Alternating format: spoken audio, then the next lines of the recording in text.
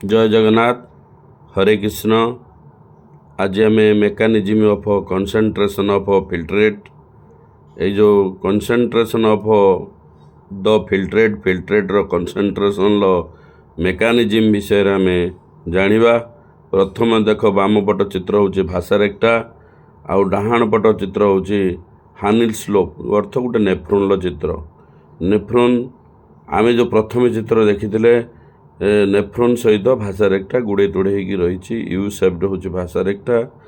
यही विषय आम सविशेष जानिबा। तापर आम देखु आम बर्तमान नेफ्रोन को जूम करके देखिले नेफ्रोन लो जो लोप ऑफ हानिल जोटा डिसेंडिंग देख तीर चिन्ह को बड़े देकी जाइए। देख ता भीतर 300 लिखाई तीर चिन्ह तलू को आसी 400 तापर 600 तापर 800 1000 1200 पुणी 900 600 400 उपरकू तीर चिन्ह जाइए। तेणु देख डिसेंडिंगटा तलू को आसी तीर चिन्ह एसेंडिंगटा ऊपर को आसी तीर चिन्ह। ये तलू को जाऊला बेले फिल्ट्रेट डिसेंडिंग रे तलू को जाऊला बेले एसेंडिंग रे ऊपर को जाऊँगी। ये हूँ काउंटर करेंट। हरे कृष्ण देख भासारेक्टा को आम जूम करके देखौचे। प्रथम थिला भासारेक्टा तापर थिला नेफ्रोन। भासारेक्टा को आम जूम करके देखैले देख एफरेंट आर्टेरियोल भासारेक्टा होइचे। एटा आम आगुरी पढ़ी पेरिट्यूबुलर कैपिलरीज तापर भासारेक्टा। तेणु जो गुड़े तुड़े हवाटा पेरिट्यूबुलर कैपिलरीज आउ ये जो यू सेप हवाटा हूँ भासारेक्टा। देख तलू को तीर चिन्ह मारी 300 देख कौट लिखाई तीर चिन्ह 300 तापर 400 तीर चिन्ह 600 800 1000 1200 तापर ऊपर को उठिला 1000 तापर 800 तीर चिन्ह ऊपर को अच्छी 600 तीर चिन्ह ऊपर को 400 तीर चिन्ह ऊपर को 300। तेणु यही जो कथाटा दौर देख एपटर माने एफरेंट आर्टेरियोल माने तलू को आसूँ माने डिसेंडिंग भासारेक्टा एटा हूँ एसेंडिंग भासारेक्टा। तेणु ये तलू को आसुला बेले ये ऊपर को जाऊँ। ये भी मध्य काउंटर करेंट ये तलू को जाऊँ कि ये ऊपर को आस। तेणु देख आम कोटेक्स रीजन रे ये ऊपर अंशटा कोटेक्स रीजन आसूँ भासारेक्टा हूँ डीप इनर मेडुलारी रीजन 300 एम ओस्मोल पर लीटर। तापर देख 600 एम ओस्मोल पर लीटर 900 एम ओस्मोल पर लीटर 1200 एम ओस्मोल पर लीटर यही सब कथा लिखाई। तेणु 1 2 3 गार दिखाई दीटा गार जो दिखाई 300 एम ओस्मोल पर लीटर से ऊपर को हूँ कोटेक्स आउ से गार रु मझी गार 900 ऊपर को जो गार अच्छी से मझी अंशटा हूँ आउटर मेडुला आउ 900 से जो गार ऊपर गार रु तलू को हूँ इनर मेडुला। तेणु आम जानिले कोटेक्स अंचल आउटर मेडुला अंचल आउ हूँ इनर मेडुला अंचल। यही अंचल यही अंश गुड़ाक कौटी कौटी रोचे आम जाना पाइले। हरे कृष्ण देख लाल रंगर जो काली आम देचे सेटा हूँ भासारेक्टा। इफेरेंट आर्टेरियोल केमिति भासारेक्टा होगी यू सेप होगी जाइए ऊपर आड़ू तीर चिन्ह दे दे दे दे यू होगी तल मान तलू पुणी ऊपर को जाइए। यहीटा आप देखु तापर आम देखा यहाँ हूँ जो लोब्स ऑफ हानिल बा हानिल स्लोप केमिति जाइए सेटा भी आम देखा ऊपर आड़ू तीर चिन्ह देकी पुणी तलू आस तल आड़ू पुणी ऊपर आड़ तीर चिन्ह जाइए। ये हूँ हानिल स्लोपर दिग आउ भासारेक्टार दिग देखिले हानिल स्लोपर दिग देखिले जोटा कि जूम करके आम दी भाग करके देखिले। हानिल स्लोप रे कौन होची ना the flow of filtrate in 2 limbs of Henle's loop is opposite direction this forms a counter current. तेणु सी कौच ऊपर आड़ू तलू को आइला डिसेंडिंग रे आउ एसेंडिंग रे तलू ऊपर आड़िकी गला। तेणु यही जो 2 limbs ऑफ हानिल स्लोप रो इन ऑपोजिट डायरेक्शन रे फिल्ट्रेट फ्लो कला ताकू हमें कहले काउंटर करेंट फॉर्म ये तैयारी है। से ही भासारेक्टा रे देखो ऊपर आड़ू ब्लड आसूची पुणी ऊपर आड़ू तलू को आसूची पुणी तल आड़ू ऊपर को जाऊँगी। ତେଣୁ ଏଇ ଯେଉଁ ଏସେଣ୍ଡିଂ ପାର୍ଟ ଅଫ୍ ଭାଷା ରେକ୍ଟାରେ ତଳକୁ ଆସୁଛି ଆଉ ଡିସେଣ୍ଡିଂ ନା ସରି ଡିସେଣ୍ଡିଂ ପାର୍ଟ ଅଫ୍ ଭାଷା ରେକ୍ଟାରେ ତଳକୁ ଆସୁଥିଲା ବେଳେ ଆଉ ଏସେଣ୍ଡିଂ ପାର୍ଟ ଅଫ୍ ଭାଷା ରେକ୍ଟାରେ ଉପରକୁ ଯାଉଛି, ଇଏ ତଳକୁ ଇଏ ଉପରକୁ। ତେଣୁ ଇଏ ହେଉଛି କ'ଣ କାଉଣ୍ଟର କରେଣ୍ଟ ଫର୍ମ ହେଉଛି। The flow of blood through the two limbs of vasa recta is also in a counter current pattern. ଇଏ ହେଉଛି କାଉଣ୍ଟର କରେଣ୍ଟ ପାଟର୍ନ, ବ୍ଲଡ଼ ହେଲା କାଉଣ୍ଟର କରେଣ୍ଟ ପାଟର୍ନ। ଆଉ ଫିଲ୍ଟ୍ରେଟ୍ ଯେଉଁ ଫ୍ଲୋ ଅଫ୍ ଫିଲ୍ଟ୍ରେଟ୍ ମଧ୍ୟ counter current pattern. Henle's ଲୁପରେ flow of current ହେଉଛି counter pattern, ଆଉ vasa ରେକ୍ଟାରେ flow of blood is also counter pattern. ତେଣୁ ଏଇ କଥା ଆମେ ଭଲ ଭାବରେ ଦେଖିଲେ ଆଉ ଜାଣିଲେ, ତାପରେ ଆମେ ଦେଖିବା ଦୁଇ ଜଣକୁ ଟାଲି କରିବା।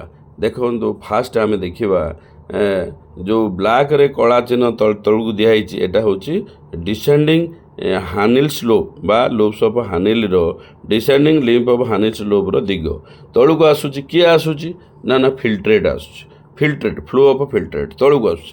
କିନ୍ତୁ ଏଇଟା ହେଉଛି ଡିସେଣ୍ଡିଂ ପାର୍ଟ ଅଫ୍ ହାନିଲ୍ସ ଲୋପ୍।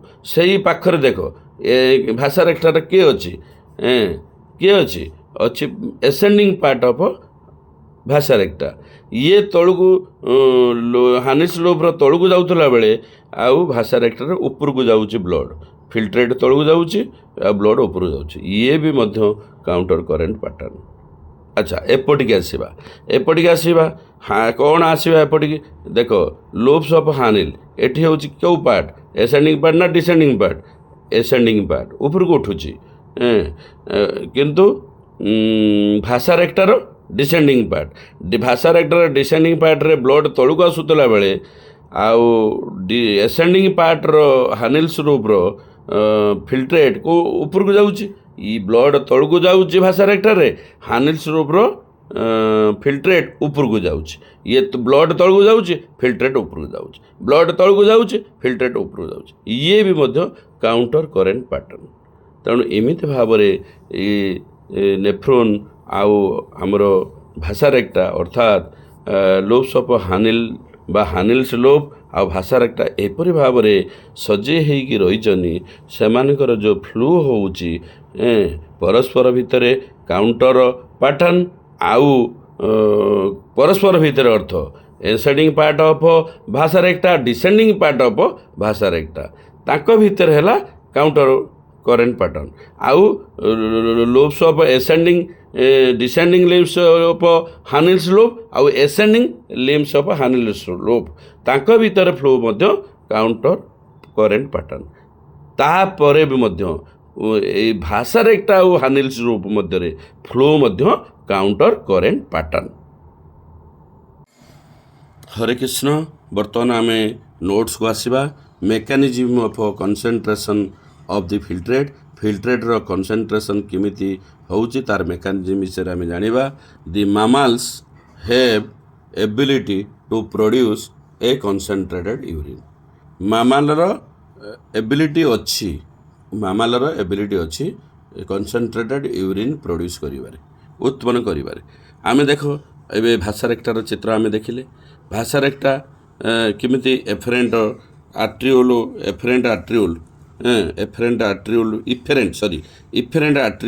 କେମିତି ଭାଷା ରେକ୍ଟା ତିଆରି ହେଇକି ଯାଉଛି, ଭାଷା ରେକ୍ଟା ତିଆରି ହେଇକି ଯାଉଛି। ତେଣୁ ଇଫେରେଣ୍ଟ ଆଟ୍ରିଓଲ, ଏଇଟା ହେଲା ଉପରଟା ଏଫେରେଣ୍ଟ, ଏଇଟା ହେଲା ଇଫେରେଣ୍ଟ ଆଟ୍ରିଓଲ। ଏଇ ଇଫେରେଣ୍ଟ ଆଟ୍ରିଓଲ ଭାଷା ରେକ୍ଟା ହେଇକି ପୁଣି ଏମିତି ହେଇକି ଯାଉଛି ହେଲା। ଏଇପଟର ଯେଉଁ ବ୍ଲଡ଼ ଫ୍ଲୋ ହେଉଛି, ଏପଟର ବ୍ଲଡ଼ ଫ୍ଲୋ ହେଉଛି କେଉଁଠି ତଳକୁ, ଏଇଟା ହେଉଛି ଡିସେଣ୍ଡିଂ ପାର୍ଟ ଅଫ୍ ଭାଷା ରେକ୍ଟା, ଏଇଟା ହେଲା ଏସେଣ୍ଡିଂ part of vasa ରେକ୍ଟା। ଇଆଡ଼ିକି blood flow ହେଉଥିଲା ବେଳେ ଇଏ ଉପର ଆଡ଼ିକି ବ୍ଲଡ଼ ଫ୍ଲୋ ହେଉଛି, ଇଏ ତଳକୁ ଇଏ ଉପରକୁ, ଇଏ ତଳକୁ ଇଏ ଉପରକୁ। ତେଣୁ ଭାଷା ରେକ୍ଟାର ଏସେଣ୍ଡିଂ ପାର୍ଟ ଅଫ୍ ଭାଷା ରେକ୍ଟା ଆଉ ଡିସେଣ୍ଡିଂ ପାର୍ଟ ଅଫ୍ ଭାଷା ରେକ୍ଟା ମଧ୍ୟରେ ଯେଉଁ ବ୍ଲଡ଼ ଫ୍ଲୋ ହେଉଛି ଇଏ ହେଉଛି କାଉଣ୍ଟର କରେଣ୍ଟ ପାଟର୍ନ। ସେଇ କଥାଟା କଲା the flow of blood through the two limbs of vasa recta is also counter current pattern. ବୁଝିଲା? ସେଇଭଳି ଆମେ ଦେଖିବା। ଏଠି ଦେଖ, ଆମେ ଆସିଲେ ଏଠିକି ଦେଖିବା, ଏଇଟା ହେଉଛି PCT, ତାପରେ ଡିସେଣ୍ଡିଂ ଲୋପ୍ ଅଫ୍ ହାନିଲ୍ସ ଲୋପ୍, एटा ascending limbs of Henle's slope एठी जो फिल्ट्रेट आसूची ये तौल को आसूची तौल को descending part of lobes of Henle बा हानिल स्लोप रो डिसेंडिंग पार्ट रे तौल को आसूची ये ascending part of Henle's loop रो ऊपर को जाऊची ये तौल को आसूची ये ऊपर को जाऊची ये तौल को आसूची ये ऊपर को जाऊची यही जो फ्लोटा हो काउंटर करेंट पैटर्न देखिए कौन देखिए the flow of filtrate in two limbs of Henle's loop in opposite direction this forms a counter current pattern बुझेला तेणु हानिल स्लोप आउ vasa recta play a significant role in mechanism of concentration of filtrate यही concentration of filtrate mechanism गुरुत्वपूर्ण भूमिका बहन करती बा धारण करती किए करती भाषा रेक्टा आउ किए आउची Henle's loop play a significant role in mechanism of concentration of filtrate यही फिल्ट्रेट कंसंट्रेशन गुरुत्वपूर्ण भूमिका मेकानिज्म कंसंट्रेशन ऑफ फिल्ट्रेट रो मेकानिज्म रे गुरुत्वपूर्ण भूमिका बहन करती कौ दी जन ना भाषा रेक्टा आउ हानिल स्लोप अच्छा आम तापर पढ़ा the filtrate gets concentrated as it moves down the descending leaf of Henle आम यहाँ आगुरी जानी जितेबले यही जो फिल्ट्रेट यही आसूची यही जो तो फिल्ट्रेट आसूची कहा द्वारा descending lymph of Henle's slope सेतेबले कौन बाहरी जाऊँगी कौन बाहरी जाऊँगी परमिएबल कौन परमिएबल ना वाटर परमिएबल वाटर बाहरी जाऊँगी रिअब्जर्प्शन वाटर हो क्या इम्परमिएबल अच्छी ना इलेक्ट्रोलाइट तेणु फल कौन हम ना कनसेंट्रेटेड हो फिल्ट्रेटा कनसेंट्रेटेड वाटर बाहरी गला किंतु इलेक्ट्रोलाइट भितर रहीगला फिल्ट्रेट सहित रहीगला तेणु कनसेंट्रेटेड होगा फल कौन हम मूव्स डाउन सिमिलारली से भाया एठी जो ascending part of Henle's loop रो कौन हम वाटरटा कौन हम रहिबो वाटर से छाड़बनी इम्परमिएबल आउ इलेक्ट्रोलाइट परमिएबल इलेक्ट्रोलाइट को बाहर करदेव किए करदेव यही जो ascending part of Henle's slope ये बाहर करदेव फल वाटर रहीगला इलेक्ट्रोलाइट बाहरी गला ये पानी होगा डाइल्यूट होगा तेणु डाइल्यूट कनसेंट्रेशनटा डाइल्यूट होगा डाइल्यूट तेणु फिल्ट्रेटटा डाइल्यूट होगा द्वारा मूव्स अपवर्ड ऊपर को चलला तेणु ये है तौल को आसला ये ऊपर को गला ये तौल को आसला ये ऊपर को गला माने मूव्स डाउनवर्ड मूव्स अपवर्ड ये है काउंटर करेंट पैटर्न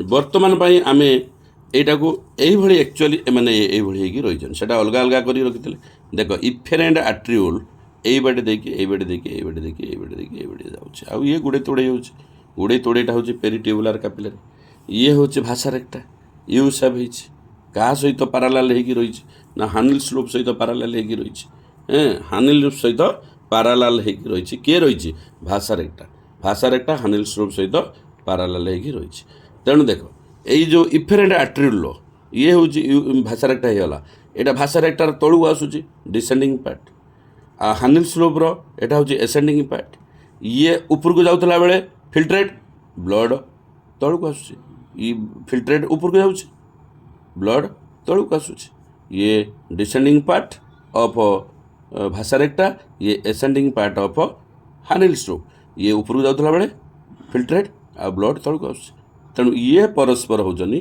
कौन परस्पर होजनी काउंटर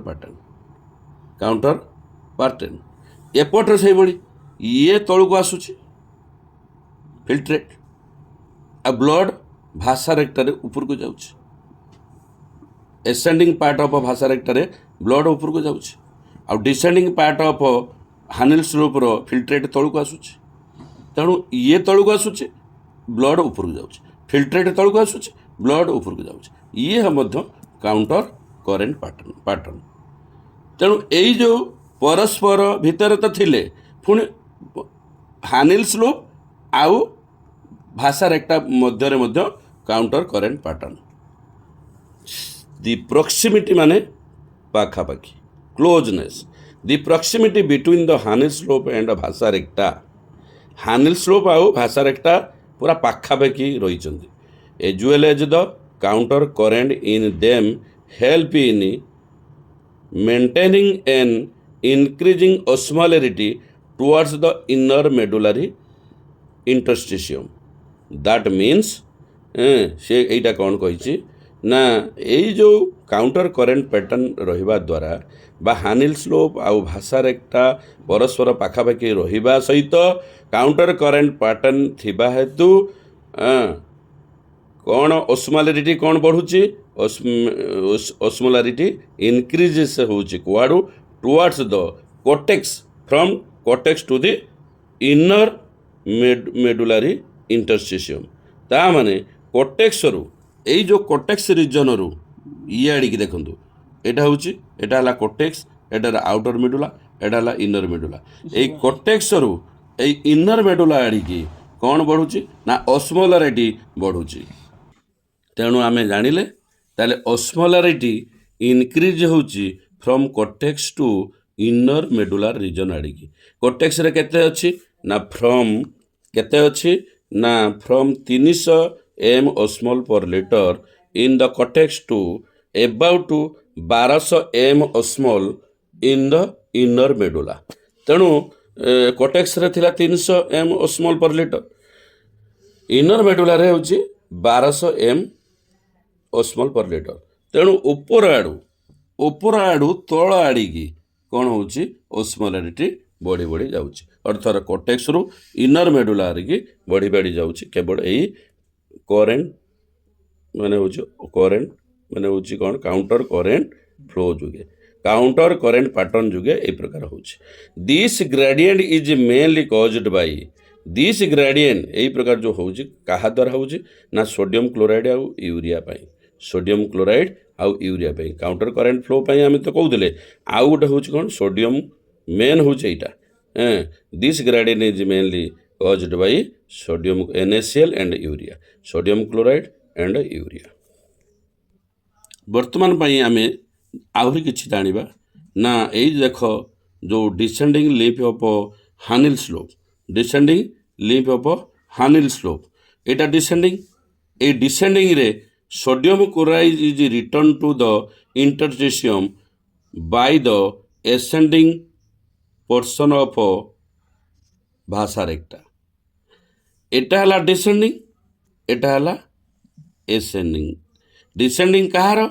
ନା ହେଉଛି ହାନିଲ ସ୍ଲୋପ୍ର ଏସେଣ୍ଡିଂଟା କାହାର ନା ଭାଷା ରେଖାର ତେଣୁ ସୋଡ଼ିୟମ କ୍ଲୋରାଇଡ୍ ଏଠି ବାହାରି ଯାଉଛି sodium chloride return to the ଇଣ୍ଟରଷ୍ଟିସିୟମ୍ sodium chloride ବାହାରି ଯାଉଛି ବାହାରି ଯାଇକି କେଉଁଠିକି ଯାଉଛି ସୋଡ଼ିୟମ କ୍ଲୋରାଇଡ୍ କେଉଁଠିକି ବାହାରି ଯାଉଛି ନା ଇଣ୍ଟରଷ୍ଟିସିୟମ୍କୁ ବାହାରି ଯାଉଛି କାହା ଦ୍ୱାରା by the ascending portion of vasa recta ସେଇଭଳିଆ ଏପଟର ଦେଖ ascending leaf of Henle's loop ଉପରକୁ ଯାଉଛି କିନ୍ତୁ ତଳକୁ ଆସୁଛି descending part of vasa recta sodium chloride is transported by the ascending leaf of Henle's loop ascending leaf of Henle's ସ୍ଲୋପ୍ରେ sodium chloride transported ହେଉଛି which is exchange with the descending leaf of vasa recta descending ସହିତ ତାକୁ ଦେଉଛି sodium chloride ଦେଉଛି sodium chloride ନେଉଛି descending limb of vasa ରେଖା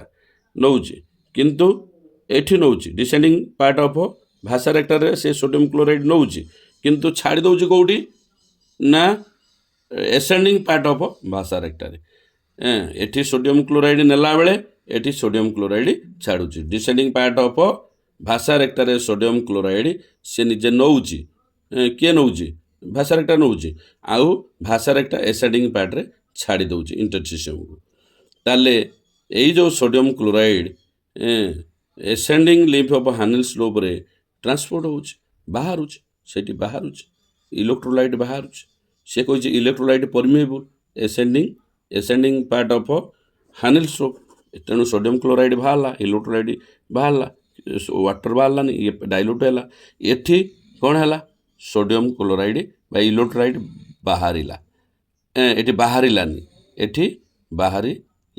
ଏଠି ବାହାରିଲା ବାହାରିକି କେଉଁଠି ଗଲା କାହା ଦେହକୁ ଗଲା ନା ୟା ଦେହକୁ ଗଲା ଏ ଭାଷାରେକ୍ଟା ଦେହକୁ, ଏଠି ଯାଇକି ଏଠି ସୋଡ଼ିୟମ୍ କ୍ଲୋରାଇଡ଼୍ ବାହାରକୁ ବାହାରି ଆସିଲା। ତାହେଲେ ଯେହେତୁ ଇଏ ଇଲେକ୍ଟ୍ରୋଲାଇଟ୍ ପରମିଏବୁଲ୍ ଦେଉଛି, ତେଣୁ ହାନିଲ୍ସ ଲୋବ୍ରୁ ସୋଡ଼ିୟମ୍ କ୍ଲୋରାଇଡ଼୍ ଲେଖିଦେଲା। Sodium chloride is transported by the ascending leaf of Henle's loop which is exchanged with the descending leaf of vasa recta. ତାପରେ sodium chloride is return to the interstitium, ଇଣ୍ଟରଷ୍ଟିସିୟମ୍କୁ sodium chloride ଏଇଠି ଫେରି ଆସୁଛି କାହା ଦ୍ୱାରା? By the ascending portion of the vasa recta. Similarly ସେଇଭଳି ଆମେ ଜାଣିବା small amount of urea, small amount of urea, urea small amount of urea enter କରୁଛି କିଏ କେଉଁଠି? In the thin segment of ascending leaf of Henle's loop. ascending ଏଇଠି sodium chloride ଛାଡ଼ି ଦେଉଛି, sodium chloride ଛାଡ଼ି ଦେଉଛି, କିନ୍ତୁ ୟୁରିଆକୁ ନେଉଛି। କେତେ ନେଉଛି? ସ୍ମଲ୍ ଆମାଉଣ୍ଟ ଅଫ୍ ନେଇଛି, ସ୍ମଲ୍ ଆମାଉଣ୍ଟ ନେଲା ଏଇ କଲେକ୍ଟିଂ ଡକ୍ଟ କତିକି ଆସିଲା। ଏଇ କଲେକ୍ଟିଂ ଡକ୍ଟରେ ୟୁରିଆକୁ ଇଏ ଛାଡ଼ି ଦେଉଛି। କ'ଣ କରୁଛି ନା which is transported back to the interstitium by the collecting tubule. ସେ କହୁଛି ଦେଖନ୍ତୁ ଏଇଠି ୟୁରିଆ ଏଣ୍ଟର କରୁଛି କେଉଁଠି? Small amount of urea enter into the ascending part of Henle's loop ହେଇକି ଫିଲ୍ଟରେଟ୍ ସହିତ ମିଶିକି ଗଲା। ଏଇଟା ହେଉଛି ଡିସିଟିକି ଗଲା, ଡିସିଟିରୁ ଏଇଠି କିଏ ହେଲା? ଏଇଟା କଲେକ୍ଟିଂ ଡକ୍ଟ। ଏଇ କଲେକ୍ଟିଂ ଡକ୍ଟରୁ ୟୁରିଆ ବାହାରିଗଲା, ସ୍ମଲ୍ ଆମାଉଣ୍ଟ ଅଫ୍ ବାହାରିଲା। କେଉଁଠି ବାହାରିଲା? ଇଣ୍ଟରଷ୍ଟିସିୟମ୍ ବାହାରିଲା। ଏଇଟା ହେଉଛି ମେଡୁଲାର ଯେଉଁ ସେଲ୍ ଅଛି, ସେଇ ଇଣ୍ଟରଷ୍ଟିସିୟମ୍କୁ ବାହାରିଲା, ଇଣ୍ଟରଷ୍ଟିସିୟମ୍ ବାହାରିଲା। ତେଣୁ which is transported back to the interstitium by collecting tubule. ଏଇ ଯେଉଁ ଦୁଇ କଥା ଜାଣିଲେ, ସୋଡ଼ିୟମ୍ କ୍ଲୋରାଇଡ୍ ବାହାରିବ ଆଉ ୟୁରିଆ ପଶିବ limbs of Henle's loop, ascending leaf of Henle's ଲୋବ୍ରେ ସୋଡ଼ିୟମ୍ କ୍ଲୋରାଇଡ୍ ଛାଡ଼ି ଦେଉଛି ଆଉ ୟୁରିଆକୁ ନେଉଛି। The above described transport of substance facilitated by spatial arrangement of Henle's loop and vasa recta. ଏଇ ଭାଷାରେକ୍ଟା ଏପରି ଭାବରେ ସଜେଇଛନ୍ତି, ଏଇ ସୋଡ଼ିୟମ୍ କ୍ଲୋରାଇଡ୍ କିଏ ascending part of Henle's loop ଛାଡ଼ି ଦେଉଛି, କିଏ ଗ୍ରହଣ କରିନେଉଛି? ନା ଡିସେଣ୍ଡିଂ ପାର୍ଟ ଅଫ୍ ଭାଷାରେକ୍ଟା। ଆଉ ୟୁରିଆ ମଧ୍ୟ ଆସୁଛି, ସ୍ମଲ୍ ଆମାଉଣ୍ଟ ଅଫ୍ ୟୁରିଆ ଆସିକି କେଉଁଠି ପହଞ୍ଚୁଛି? ନା ascending ଲିମ୍ଫ ଅଫ୍ ହାନିଲ୍ସ ଲୋବ୍ରେ ପହଞ୍ଚୁଛି ଫିଲ୍ଟରେଟ୍ରେ। ଇଏ ଯାଇକି ଯେତେବେଳେ ଆସିକି ଏଠି ପହଞ୍ଚୁଛି କଲେକ୍ଟିଂ ଡକ୍ଟରେ, ସିଏ ମଧ୍ୟ ଛାଡ଼ି ଦେଉଛି। ଏଇଟା କେଉଁଠିକି ଛାଡ଼ୁଛି? ନା ଇଣ୍ଟରଷ୍ଟିସିୟମ୍କୁ ଛାଡ଼ି ଦେଉଛି। ଏଇ ଯେଉଁ arrangement, such type of arrangement ବା spatial arrangement of Henle's loop and vasa recta is called the counter current mechanism. The above described transport of the substance facilitated by the special arrangement of Hahnel's lobe and Vasarecta is called counter current mechanism. এই जो counter current mechanism कौन helps करुच्ची कौन? To maintain the a concentration gradient in the medullary interstitium. এই जो मेडुलारी, এই जो आम लिखी এইটা হচ্ছে আউটর মেডুলা, এটা হচ্ছে ইনর মেডুলা, উপরটা হল কোটেক্স ଥିଲା 300 উপরକୁ। ତେଣୁ ଏଇ ଯେଉଁ ଅଞ୍ଚଳ, କେଉଁ ଅଞ୍ଚଳ ନା এইଠି ଆମେ ଦେଖନ୍ତୁ, ଆମେ ଏଇଟା କୋଟେକ୍ସରେ ଥିଲେ ଆଉଟର ମେଡୁଲା, ଇନର ମେଡୁଲା। ଏଇ ମେଡୁଲାରୀ ଅଞ୍ଚଳର ମାନେ କ'ଣ ହେବ? ଇଣ୍ଟରଷ୍ଟିସିୟମ୍ ଅଫ୍ ମେଡୁଲାରୀ ରିଜନ୍ ବା ମେଡୁଲାରୀ ଇଣ୍ଟରଷ୍ଟିସିୟମ୍ରେ କ'ଣ ହେଉଛି? ଦି କନସେଣ୍ଟ୍ରେସନ୍ ଗ୍ରାଡ଼ିଏଣ୍ଟ ଇନ୍ ଦ ମେଡୁଲାରୀ ଇଣ୍ଟରଷ୍ଟିସିୟମ୍ରେ କ'ଣ ହେଉଛି? ନା ମେଣ୍ଟେନ୍ ହେଉଛି। ଏଇ ମେଣ୍ଟେନ୍ କରିବାରେ କିଏ ସାହାଯ୍ୟ କରୁଛି? ନା counter current mechanism. Counter current mechanism helps to maintain the a concentration gradient in the medullary interstitium. Sodium chloride ଆମେ ଯେଉଁଟା କହିଲେ ଆମେ ଦେଖେଇଥିଲେ, this gradient is mainly caused by sodium chloride and urea. ତେଣୁ ସେଇ ସୋଡ଼ିୟମ୍ କ୍ଲୋରାଇଡ୍ ୟୁରିଆ ବି ଦେଖ ଜାଣିବା, a presence of such interstitial gradient के sodium chloride urea helps in an easy passage of water from the collecting tubule. Presence of such interstitial gradient helps in an easy passage of water from the collecting tubule. এই जो collecting tubule आम देखुचे, collecting tubule एटा हूँ collecting tubule, eighty water मध्य बाहरी जाए, water बाहरी गले ये कनसेंट्रेटेड urine pass करे, है ना? कनसेंट्रेटेड यूरिन पास आउट बाहर को बाहर तेणु यही जो वाटरटा बाहर कौन पाई वाटर बाहर तार कारण होची एटा presence of such interstitial gradient presence of such interstitial gradient such किए ना जो ऊपर आम जानिले माने यूरिया आउ sodium chloride presence of urea and sodium chloride interstitial gradient helps in an easy passage of water from the collecting tubule thereby concentrating the filtrate और urine तेणु आम ये जो वाटरटा बाहर को बाहरीगला फल ये कौन हम ना कंसंट्रेटेड यूरिन बढ़िया यूरिन हो से कथा कहला तेणु human kidneys can produce urine nearly केते कंसंट्रेटेड मान हम ना 4 times concentrated than the initial filtrate form जितेबाला ये देख ये बाउमेंस कैप्सूल जो फिल्ट्रेट होची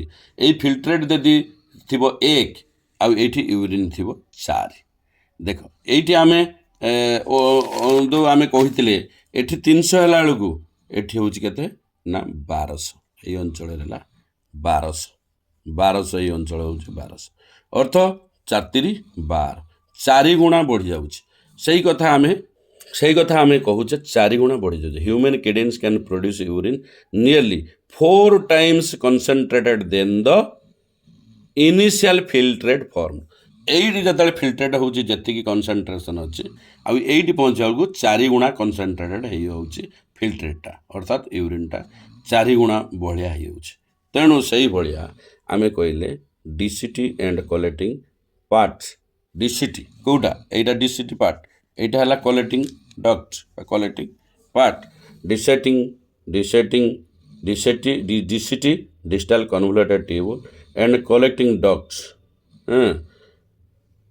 concentrate the filtrate about 4 times that is 4 times किए ना from 300 m osmol per liter to 1200 m osmol per liter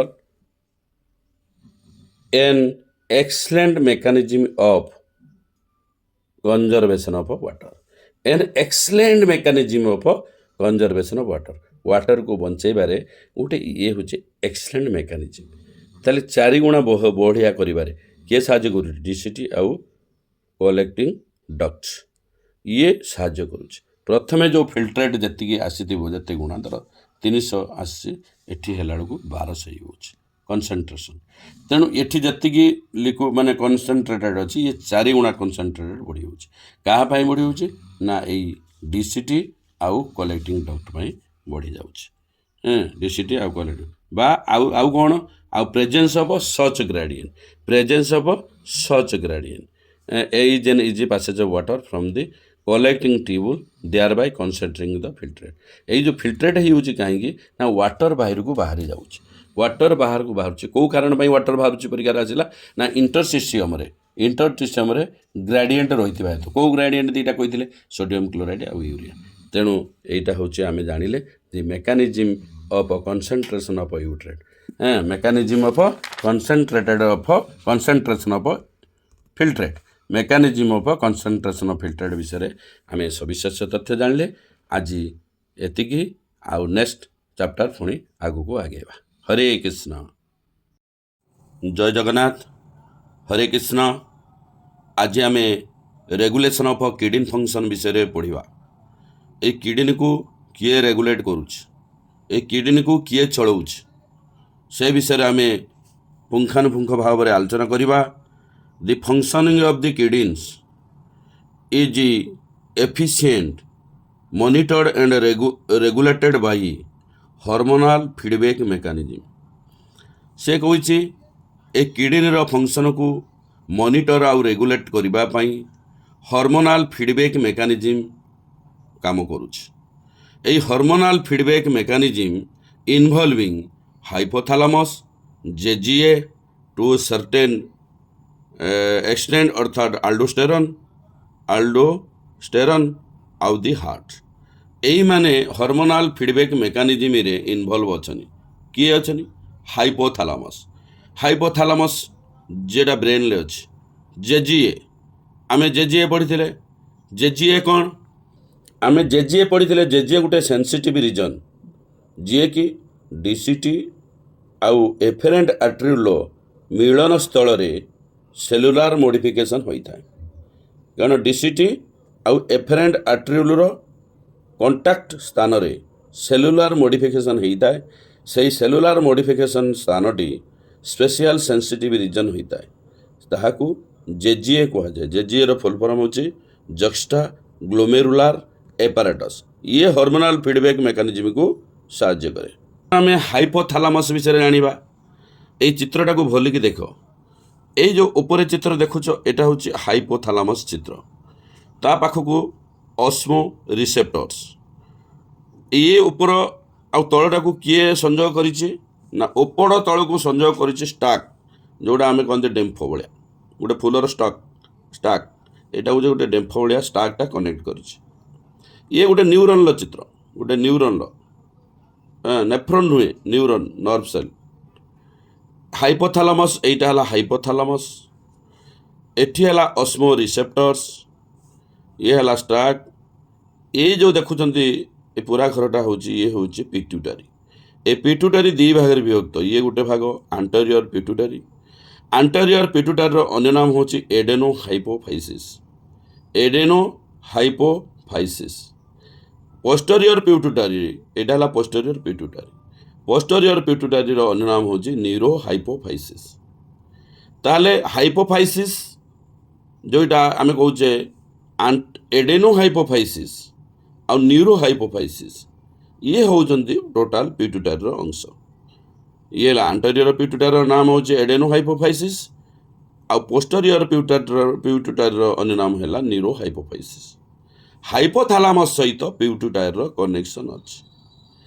ଅର୍ଥ ଇଏ ଯଦି ମାଷ୍ଟର ଗ୍ଲାଣ୍ଡ ହୁଏ, କିଏ ପିଟ୍ୟୁଟାରୀ ହେଉଛି master gland. Master of master gland ହେଉଛି କିଏ ନା ହାଇପୋଥାଲାମସ୍। ଏଇ ଗ୍ଲାଣ୍ଡର ମାଷ୍ଟର କିଏ ନା ହାଇପୋଥାଲାମସ୍। ଇଏ ସବୁ ପରିଚାଳନା କରେ, ଇଏ ଏଠି କାର୍ଯ୍ୟକାରୀ ହୁଏ। ତେଣୁ hypothalamus is a master of master gland, but posterior gland is a master gland.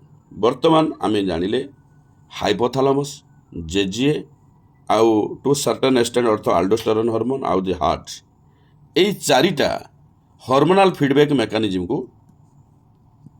ସାହାଯ୍ୟ କରୁଛୁ। ଏଇ ଯେଉଁ ଅସ୍ମୋ ରିସେପ୍ଟର୍ସ ଆମେ ଦେଖୁଛେ ଚିତ୍ରରେ, ଅସ୍ମୋ ରିସେପ୍ଟର୍ସ, ଏଇ ଅସ୍ମୋ ରିସେପ୍ଟର୍ସ ଇନ୍ ଦ ବଡିର ଯେଉଁ ଅସ୍ମୋ ରିସେପ୍ଟର୍ସ ଦେଖୁଛେ, କିଏ ହାଇପୋଥାଲାମସ୍ ପାଖରେ ଏଇଟା ଅଛି ଯେଉଁଟା ବ୍ରେନ୍ରେ। ସିଏ ଆକ୍ଟିଭେଟ୍ କେତେବେଳେ ହେବ ନା changes in blood volume, changes in blood fluid volume, changes in body fluid volume, changes in ionic concentration. Body fluid ଭଲ୍ୟୁମ୍ର ଯଦି ଚେଞ୍ଜ ହେଲା, ବ୍ଲଡ଼ ଭଲ୍ୟୁମ୍ର ଯଦି ଚେଞ୍ଜ ହେଲା, ଆୟୋନିକ୍ କନସେନ୍ଟ୍ରେସନ୍ର ଯଦି ଚେଞ୍ଜ ହେଲା, ତାହେଲେ ଅସ୍ମୋ ରିସେପ୍ଟର୍ସ ଇନ୍ ଦ ବଡି, ଯେଉଁଟାକି ଆମେ କହୁଛେ ଏଇ ଅସ୍ମୋ ରିସେପ୍ଟର୍ସ ଆକ୍ଟିଭେଟ୍ ହେବ। ଏଇ କ୍ଷେତ୍ରରେ ତିନିଟା କ୍ଷେତ୍ର, blood volume, body fluid volume, ionic concentration ଯଦି ଚେଞ୍ଜେସ୍ ଆସିବ, ତାହେଲେ ଏଇ ଯେଉଁ ଅସ୍ମୋ ରିସେପ୍ଟର୍ସ କ'ଣ ହେବ ଆକ୍ଟିଭେଟ୍ ହେବ। ତାହେଲେ ଆମେ ଜାଣିଲେ N excessive loss of body fluid from the body, ଯଦି ବଡିରୁ ଅଧିକ ପରିମାଣରେ ଫ୍ଲୁଇଡ୍ ଲସ୍ ହେବ, କ୍ୟାନ୍ ଆକ୍ଟିଭେଟ୍ ଦ ଅସ୍ମୋ ରିସେପ୍ଟର୍ସ। ଆମେ କହିଲେ ଅସ୍ମୋ ରିସେପ୍ଟର ଯଦି ଚେଞ୍ଜେସ୍ ଆସୁଛି ବଡି ଫ୍ଲୁଇଡ୍ ଭଲ୍ୟୁମ୍, ତାହେଲେ ଲସ୍ ହେଉଛି, ଗୋଟେ ଚେଞ୍ଜେସ୍ ଆସିଲା, ତାହେଲେ ଅସ୍ମୋ ରିସେପ୍ଟର୍ସ କ'ଣ ହେବ ଆକ୍ଟିଭେଟେଡ୍ ହେବ, ହୁଇଚ୍ ଷ୍ଟିମୁଲେଟ୍ ଦ ହାଇପୋଥାଲାମସ୍। ସେ ହାଇପୋଥାଲାମସ୍କୁ ଷ୍ଟିମୁଲେଟ୍ କରିବ, କରିକି then hypothalamus to release the ADH and vasopressin from the neurohypophysis. neurohypophysis ଏଇଠି ଭଲିକି ମନେ ରଖିବାକୁ ପଡ଼ିବ। କ'ଣ ମନେ ରଖିବାକୁ ପଡ଼ିବ? ଯଦି ବଡି ଫ୍ଲୁଇଡ୍ ଆମ ବଡିରୁ ଏକ୍ସେସ୍ ଲସ୍ ହେଉଛି, ତାହେଲେ ଇଏ ଅସ୍ମୋ ରିସେପ୍ଟର ଆକ୍ଟିଭେଟେଡ୍ ହେଇକି ହାଇପୋଥାଲାମସ୍କୁ ଆକ୍ଟିଭେଟେଡ୍ କରିବ। ଯାହା କଥା କହୁଛି, ଅସ୍ମୋ ରିସେପ୍ଟର ଆକ୍ଟିଭେଟେଡ୍ ହେଇକି ହାଇପୋଥାଲାମସ୍କୁ ଷ୍ଟିମୁଲେଟ୍ କରିବ। ହାଇପୋଥାଲାମସ୍ ଷ୍ଟିମୁଲେଟ୍ ହେବା ପରେ ସେ ପୋଷ୍ଟେରିୟର ପିଟ୍ୟୁଟାରୀକୁ ଅର୍ଡ଼ର ଦେବ, ନ୍ୟୁରୋ ହାଇପୋଫାଇସିସ୍ କି ଅର୍ଡ଼ର ଦେବ। କ'ଣ ଅର୍ଡ଼ର ଦେବ? ଏଇ ଦୁଇଟା ତୁ ହର୍ମୋନ୍ ସିକ୍ରେସନ୍ କର। ହାଇପୋ କିଏ ଦେବ ଅର୍ଡ଼ର ନା ହାଇପୋ, ଏଇଟା ହେଉଛି ହାଇପୋଥାଲାମସ୍ ଅର୍ଡ଼ର ଦେବ। କାହାକୁ ଦେବ? ନ୍ୟୁରୋ ହାଇପୋଫାଇସିସ୍ କି ଅର୍ଡ଼ର ଦେବ। ଏଇ ତୁ ଦୁଇଟା ହର୍ମୋନ୍ ସିକ୍ରେସନ୍ କର। କ'ଣ ହର୍ମୋନ୍ ନା ADH ଆଉ ଭାସୋପ୍ରେସିନ୍ ହର୍ମୋନ୍କୁ ସିକ୍ରେସନ୍ କର।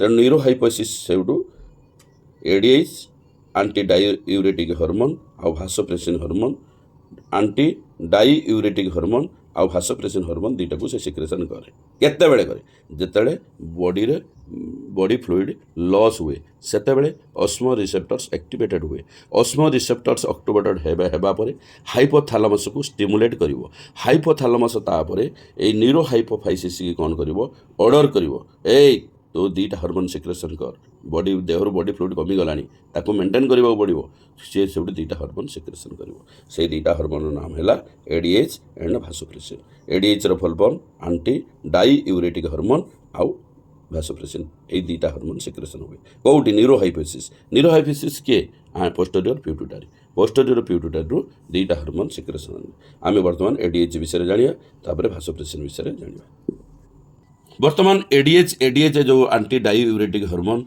It facilitates the water reabsorption from later parts of the tubule later parts of the tubules आमर नेफ्रॉन लो लेटर पार्ट के ना डीसीटी आउ आर्ली पार्ट जोटा किए ना पीसीटी मिडिल पार्ट किए हानिल्स लो तेणु it facilitates the water reabsorption from later parts of the tubule DCT and collecting ducts reabsorption हुए माने कौन जानते ना रीअब्जॉर्प्शन माने ए डीसीटी रु वाटर बाहर जीवो आ कलेक्टिंग डक्ट रु वाटर बाहर जीवो फल प्रिवेटिंग डाईयूरेसिस बाहर जीव माने कोडी बाहर जीवो आमर इंटरस्टिशियम को पड़ेबो सेल को पड़ेबो फल आम बॉडी रे वाटर रहिबो फल प्रिवेटिंग डाईयूरेसिस ए सब कामटा करे कि ना एडीएच करे प्रिवेंटिंग डाईयूरेसिस अधिक परिस्रा जो न हबो बा पानी परिस्रा न हबो तेन पानी न जीवो सेटा को प्रिवेंट करे किए करे ना एडीएच करे एडी हार्मोनटा करे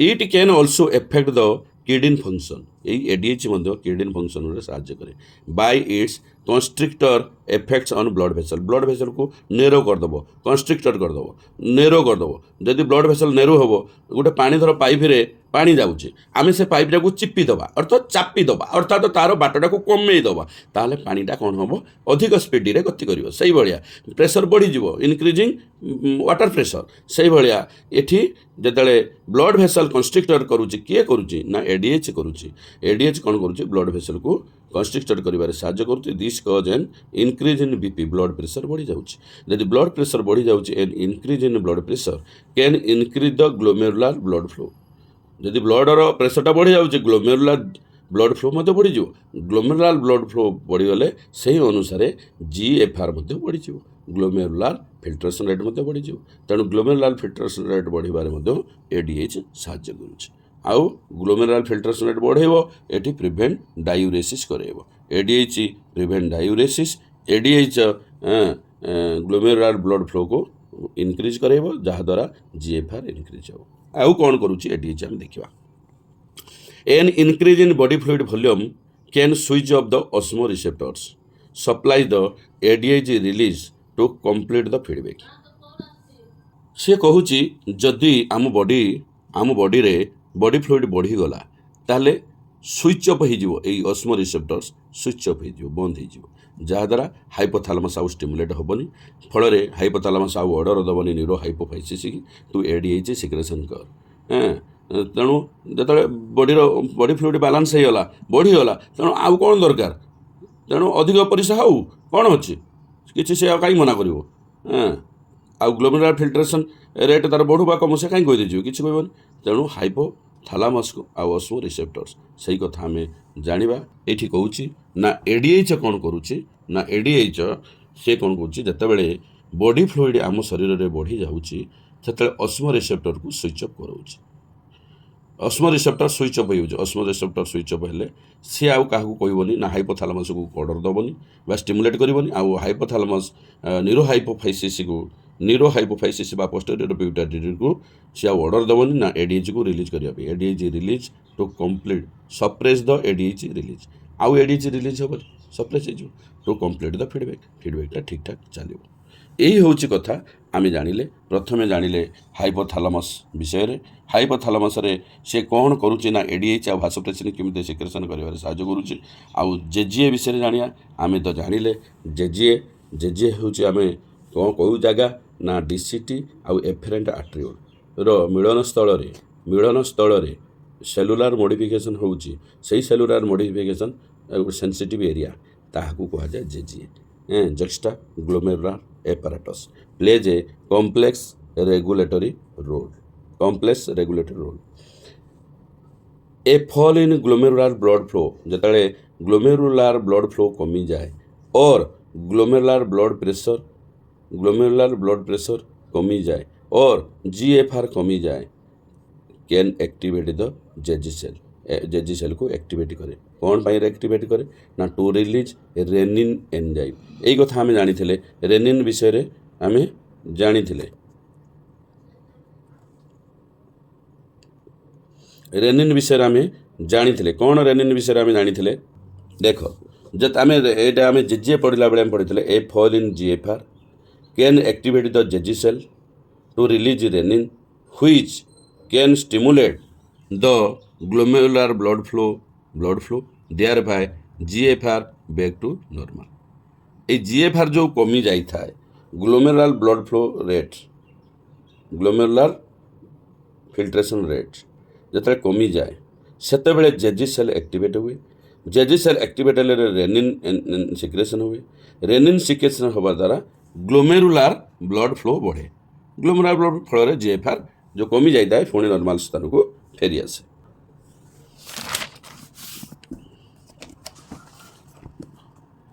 यही जो आम जानी जो इनवल्व अच्छी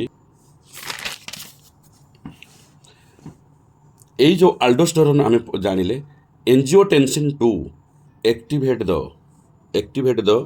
क्या एक्टिवेट कर एड्रेनाल कोर्टेक्स को एक्टिवेट कर आमर कोर्टेक्स मेडुला अच्छे एड्रेनाल कोर्टेक्स माने किडनी ऊपर एड्रेनाल ग्लैंड अच्छे से एड्रेनाल कोर्टेक्स को कौन कर अल्डोस्टेरोन एक्टिवेट कर to release aldosterone hormone aldosterone को सिक्रेशन करे किए करे एंजियोटेंसिन 2 एटा कोठी सिक्रेशन होउची से किडनी सिक्रेशन जतले जीएफआर फॉल होते जेजी सेल रेनिन सिक्रेशन करुच्ची रेनिन एंजियोटेंसिनोजेन को ब्लड थी एंजियोटेंसिनोजेन को एंजियोटेंसिन 1 रे कन्वर्ट करोची फर्दर एंजियोटेंसिन 2 रे कन्वर्ट होउची तेणु से एंजियोटेंसिन 2 गोटे हूँ पावरफुल भासो कंस्ट्रिक्टर तेणु सी कौन करुच्ची angiotensin 2 activate the adrenal cortex को एक्टिवेट करुच्ची टू रिलीज अल्डोस्टेरोन हार्मोन को सिक्रेशन करुच्ची से अल्डोस्टेरोन हार्मोन कजेस कौन कौन reabsorption of sodium and water from the distal parts of the tubule ऑटो डीसीटी रे कौन हम रीअब्जर्प्शन ऑफ सोडियम प्लस आउ वाटर रीअब्जर्प्शन माने कौन डीसीटी रे सोडियम बाहर को माने टिश्यू को बाहरी जीव आउ वाटर मध्य टिश्यू को पड़ेबो फल this also leads to an increase in blood pressure फल ब्लड प्रेशर बढ़ी जीव thereby GFR glomerular filtration rate बढ़ी जीव तेणु आम जाने aldosterone causes reabsorption of sodium ion and water from the distal parts of the convoluted tubule this also leads to an increase in blood pressure thereby glomerular filtration flow बढ़िबो glomerular filtration flow बढ़िले glomerular filtration rate मध्य बढ़िबो तेणु GFR बढ़िबारे मध्य aldosterone साहाय्य करुछि तेणु GFR बढ़िबारे aldosterone साहाय्य करुछि आउ JGA साहाय्य करुछि hypothalamus साहाय्य करुछि तेणु एई कथा हम कहले multi hormonal control system complex mechanism is generally known as the renin angiotensin mechanism ये जो मल्टी हार्मोनल कॉम्प्लेक्स आम जानिले control system known as the renin angiotensin mechanism or renin angiotensin aldosterone system RAS RAAS R होची renin angiotensin aldosterone system तेणु आम जानिले multi hormonal control system this complex mechanism is generally known as the renin angiotensin mechanism or renin angiotensin aldosterone system renin angiotensin mechanism जहाँ RAS मध्य से renin angiotensin aldosterone system से ये हूँ आम जानिले कौ कथा ना एल्डोस्टेरोन विषय जानिले ताहले आमे जो कहूले यही hormonal feedback mechanism involve hypothalamus JGA to certain extent माने अल्डोस्टेरोन यही तीनटा विषय आम जानीगले तापर लास्ट आम जाना हार्ट विषय जाना तेणु हार्ट विषय जाना an increase in blood flow to the atria of the heart केतटा आर्ट्रिया अच्छी दुईटा आर्ट्रिया अच्छी ऊपर दुईटा तले हूँ भेंट्रिकल ऊपर हूँ आर्ट्रियम तेणु बहुवचन हूँ atria an increase in blood flow to the atria of the heart can cause the release of atrial natriuretic factor ANF गोटे हार्मोन जितेबाला ब्लड आर्ट्रियम को प्रवेश करे दुईटा आर्ट्रियम को प्रवेश करे आर्ट्रिया को प्रवेश करे सेतेबेले ANF हार्मोन सिक्रेशन हुए रिलीज हुए atrial natriuretic hormone natriuretic hormone तेणु atrial natriuretic factor hormone secretion हुए ANF सिक्रेशन हुए केतेबेले हुए जेतेबेले ब्लड फ्लो आर्ट्रिया रे इनक्रीज हुए आर्ट्रिया रे ब्लड फ्लो हार्ट रो आर्ट्रिया रे ब्लड फ्लो जेतेबेले इनक्रीज हुए सेतेबेले ANF रिलीज हुए ANF माने कौन atrial natriuretic factor atrial natriuretic factor ANF release हुए यही ANF रिलीज हुए which opposes the regulation by रास जे रास द्वारा जो रेगुलेशन होता है ताकू से अपोज करे किए NF करे आउ कौन करे कैन कॉज भासो डायलेशन से जो चापी दौला भासो कंस्ट्रिक्टर करथला ये भासो डायलेशन करिवो अर्थ डायलेशन ऑफ ब्लड भेसल को से खोली दबो पूरा खुला मेला करी रखिबो देयर बाय फल डिक्रीज द ब्लड प्रेशर कमी जीव तेणु ANF mechanism therefore act as check on the renin angiotensin mechanism RAS यही रास को रानिन एंजियोटेंसिन मेकानिज्म रास को चेक करने से NF मेकानिज्म आवश्यक थाए सी रेनिन एंजियोटेंसिन मेकानिज्म कौन करे ना सी कौन करे ना भासो कंस्ट्रिक्टर कर दिए ब्लड प्रेशर को बढ़ाई दिए किंतु NF कौन करे ना भासो डायलेशन करे डायलेशन ऑफ ब्लड प्रेशर जहाँद्वारा डिक्रीज द ब्लड प्रेशर तेणु ANF mechanism therefore act as check on the renin angiotensin mechanism अर्थ रास को चेक ऑन करने ANF रो आवश्यकता पड़ी था ANF किए ना आर्ट्रियल नाट्रियूरेटिक फैक्टर ये गोटे हार्मोन हार्ट रे सिक्रेशन रिलीज हुए केतेबेले जतले हार्ट रो आर्ट्रिया रे ब्लड फ्लो इनक्रीज हुए सेतेबेले एटा हेता सिक्रेशन होता है ANF सिक्रेशन होता है ANF कौन करे ना which opposes the regulation by RAS अर्थात भासो डायलेशन करे NF can cause the vasodilation और dilation of blood vessel thereby decrease the blood pressure कमी जाए जहाँद्वारा रेनिन एंजियोटेंसिन मेकानिज्म को से अपोज करे जय जगन्नाथ हरे कृष्ण आमे सविशेष तथ्य यही चैप्टर पढ़िले माने किए किडनी को रेगुलेट करूची हार्मोनाल फीडबैक मेकानिज्म रेगुलेट करूँ आम ये जानिले तेणु से विषय आम सविशेष जानिले हाइपोथालामसर कौन काम JGA रे कौन काम एल्डोस्टेरोन कौन काम हार्ट रे कौन काम ये सब कथा आम जानिले सब कंप्लीट हो गला रेगुलेशन ऑफ किडनी फंक्शन जय जगन्नाथ हरे कृष्ण।